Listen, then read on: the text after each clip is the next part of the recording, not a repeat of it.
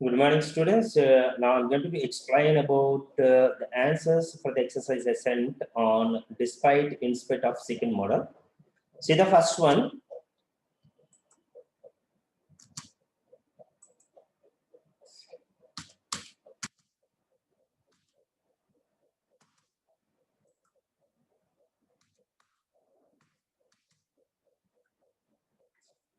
See, తలనొప్పితో బాధపడుతున్నప్పటికీ నేను ఆఫీస్కి వెళ్తాను. So that answer is in spite of suffering from a headache, I go to office. See the second one. డబ్బులు ఉన్నప్పటికీ అతను పైసా ఖర్చు పెట్టడు. See, despite having money, he does not spend single paise. పేదవాడు అయినప్పటికీ అతను డబ్బులు ఎక్కువ ఖర్చు చేస్తాడు. In spite of being a poor man, he spends money a lot. ఇక్కడ చూడండి, పేదవాడు అయినప్పటికీ ఈ రెండింటిలో అతనే పేదవాడు, అతనే డబ్బులు ఖర్చు పెట్టాడు కాబట్టి ఇక్కడ మనం బీయింగ్ పెడుతూ ఉండాలి. Okay, next.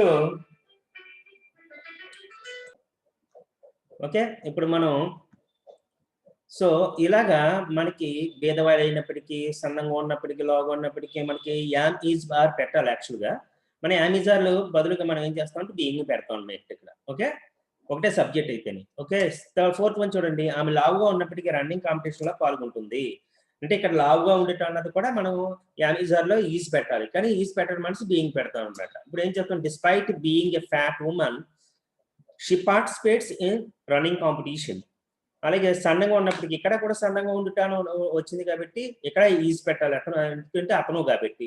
అదే ఐ అంటే నేను అనుకుంటే కనుక మనం యాన్ పెడతాం. ఆ యాన్ ఈజ్ ఆర్ బదులుగా మనం ఏం చేస్తాం, బీయింగ్ పెడతాం అన్నమాట. అంటే in spite of being lean person up in spite of being lean he lifts this white.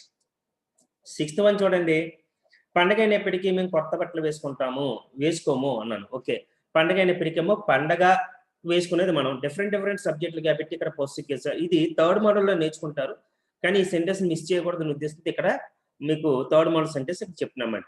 Despite its being festival we don't wear new clothes. దీని గురించి మీరు నెక్స్ట్ మోడల్లో నేర్చుకుంటారు. అంటే డిఫరెంట్ సబ్జెక్ట్స్ వచ్చినప్పుడు ఈ ప్లేస్లో మనం ఏం చెప్పానంటే మీకు positive case noun, positive case pronoun పెట్టాలని చెప్పుకున్నాం మనం. ఇది థర్డ్ మోడల్లో సమానం అనమాట. So despite its being festival. So ఇక్కడ సబ్జెక్ట్ ఏమో it, verb is, festival object అనమాట. డిఫరెంట్ సబ్జెక్ట్ ఇక్కడ వీ సబ్జెక్టు. ముందర సెంటెన్స్లో అయితే ఏమైంది, ఎక్కడ సబ్జెక్ట్ ఒకటే, ఇక్కడ ఈ సబ్జెక్ట్ ఒకటే, కానీ ఇక్కడ మాత్రం డిఫరెంట్ సబ్జెక్టులు వస్తున్నాయి కాబట్టి ఇట్స్ పెట్టాల్సి వచ్చింది అనమాట. ఓకే, ఇప్పుడు